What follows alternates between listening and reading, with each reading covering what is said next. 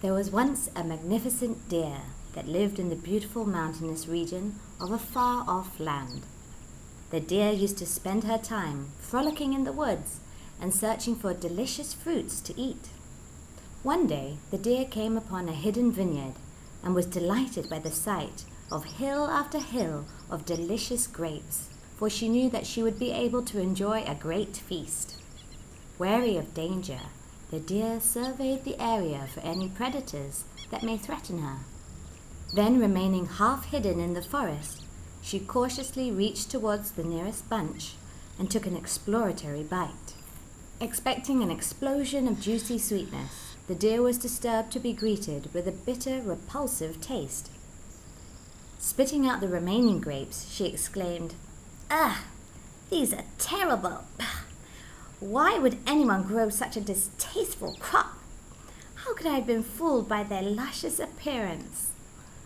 Unbeknownst to the deer, the grapes that she sampled hung beneath a pine tree and were tainted with the bitter, sticky sap that dripped from the pine tree onto the grapes. Disgusted with the grapes, the deer turned and hurried off, never to return, and never to realize her mistake. Moral of the story: beware of hasty generalizations.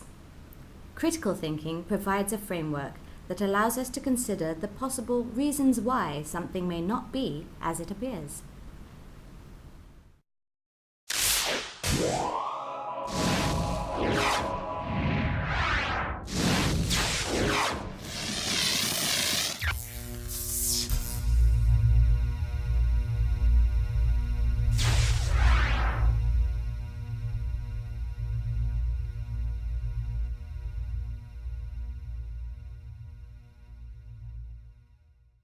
Now let's look at the second type of reasoning flaw, which is very common and we see very often in arguments to persuade us. This is two wrongs don't make a right. Let's look at an example to illustrate how this reasoning flaw works. One boy says to another boy, "Don't pretend to be good. You are scolding me for copying during the history exam. You are no better. I saw you steal Sarah's money." Two wrongs don't make a right. Just because the other person is wrong doesn't give you the justification to say it's okay for me to do something wrong. You see this argument taken even by countries. How dare developed countries lecture us on the importance of maintaining our rainforests? Before they became developed, they committed all kinds of mistakes too. They mistreated their indigenous people. They were wrong. Now that we are wrong, they are scolding us. This shouldn't be allowed.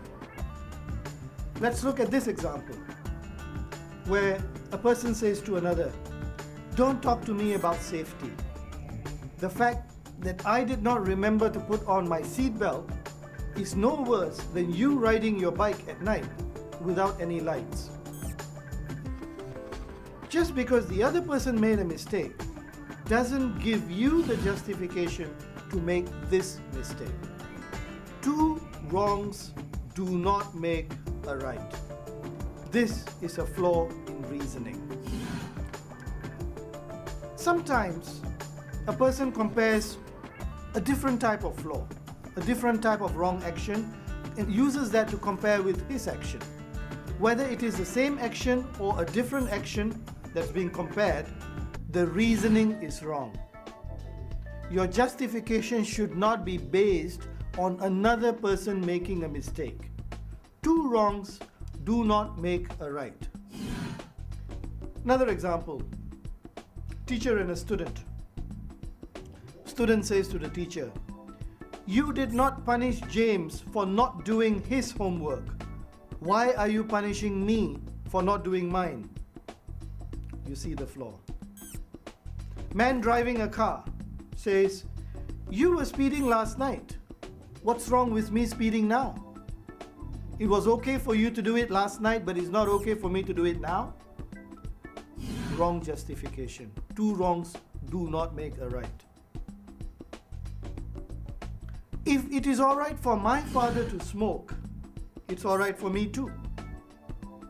Same argument. You see this in daily life. We tend to use another person's mistake to justify our wrongdoing. This is an error in reasoning.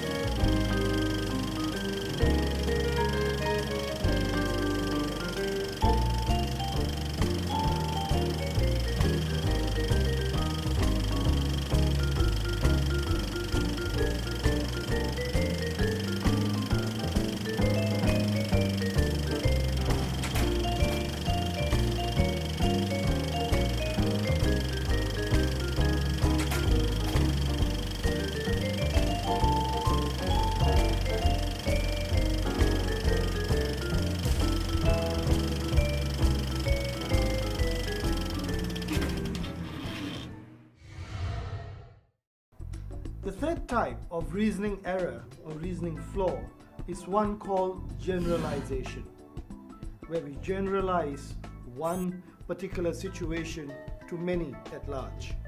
Now there are three types of generalization: one to many, many to all, and a specific example to all. Let's have a look at all three of them. Think about this. Farhan is good in maths. Farhan is a tall boy, and Farhan loves football. So does it go to say that all good maths students are tall boys who love football? Of course it doesn't. Similarly, if you look at this news report, it says that scientists have discovered that mice that are exposed to mobile phone signals develop cancer. Therefore, we should stop using mobile phones as they cause cancer. Is this reasoning correct? Let's look at another example. Offering a free gift can help increase sales in a business. Therefore, all businesses should give free gifts to their customers. Is the reasoning there correct? Did you detect the reasoning flaw? It was obvious. In all the three cases that we spoke about, a general conclusion was drawn from one specific piece of evidence. One example taken and generalized to many.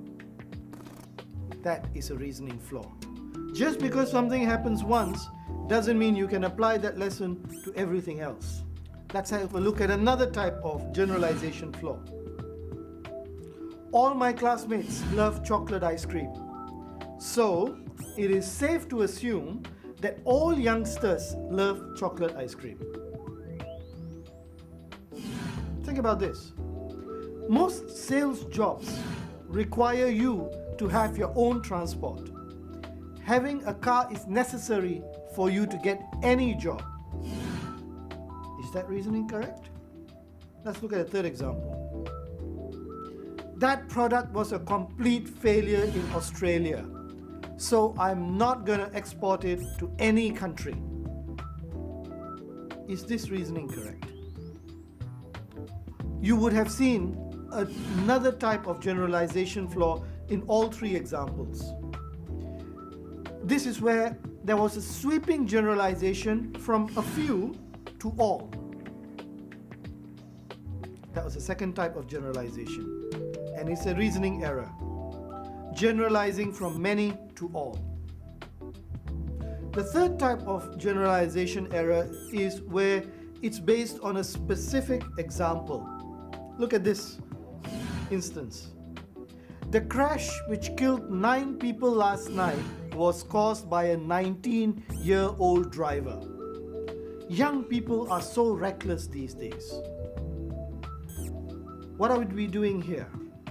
The actions of one 19-year-old has been generalized to the entire group of young people. One specific example to the whole community at large. That's a generalization flaw. Look at this one. Julie is from the East Coast and she makes fantastic curries. People from the East Coast are such good cooks. Can we make that conclusion based on one example, which is Julie? Is Julie representative of the entire East Coast? No, she's not. This is a flaw. Look at the third one. My daughter loves that car. I think all young women will want to buy it. Just because one young woman likes the car doesn't mean that other young women will like the same car as well. We tend to make generalization errors. We find specific examples and we say that these examples translate to the whole population. This is the generalization flaw. Look out for this when there are attempts to persuade you to buy a product, use a service, or to accept a particular point of view. All our knowledge has its origins in our perceptions.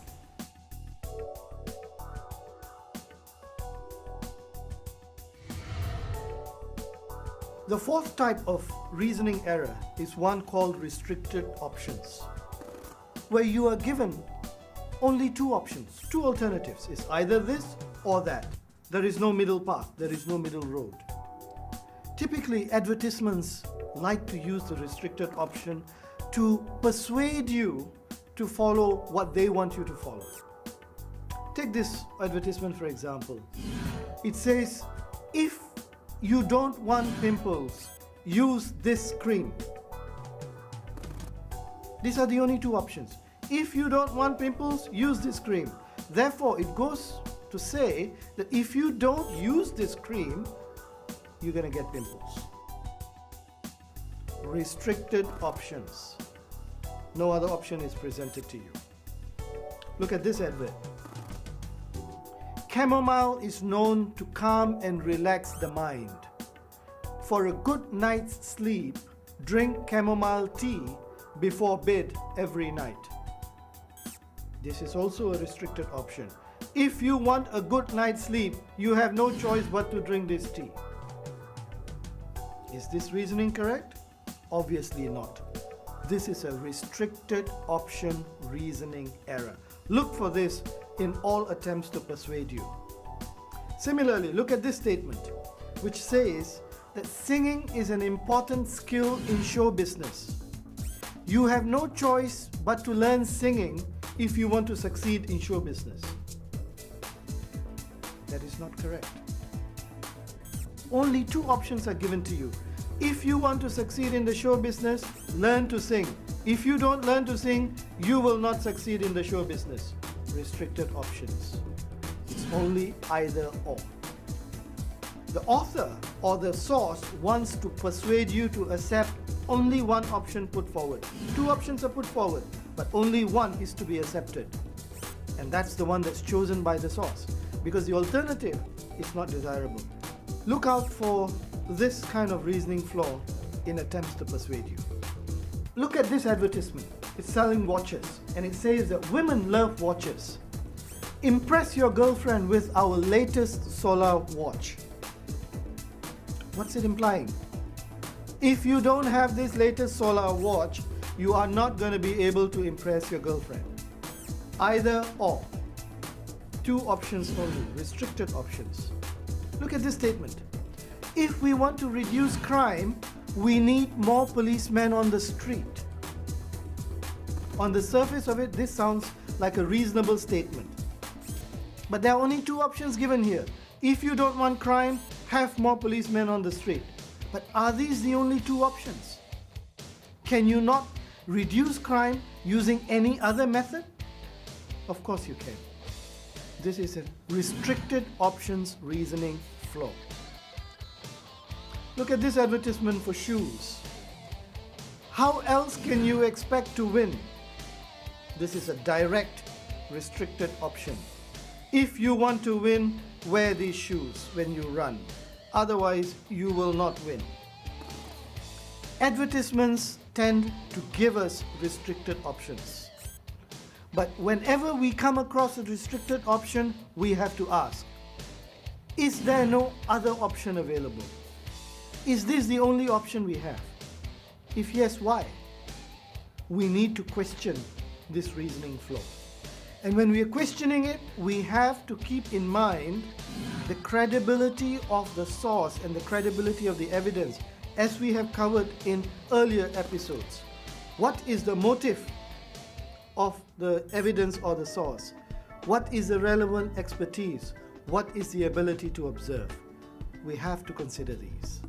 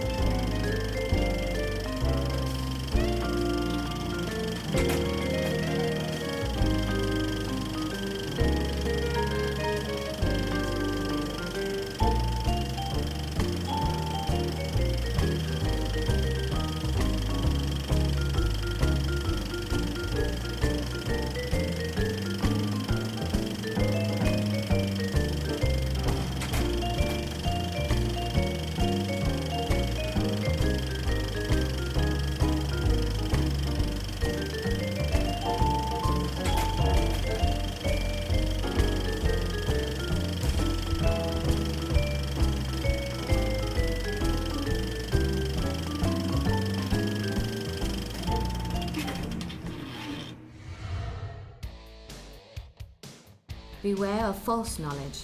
It is more dangerous than ignorance.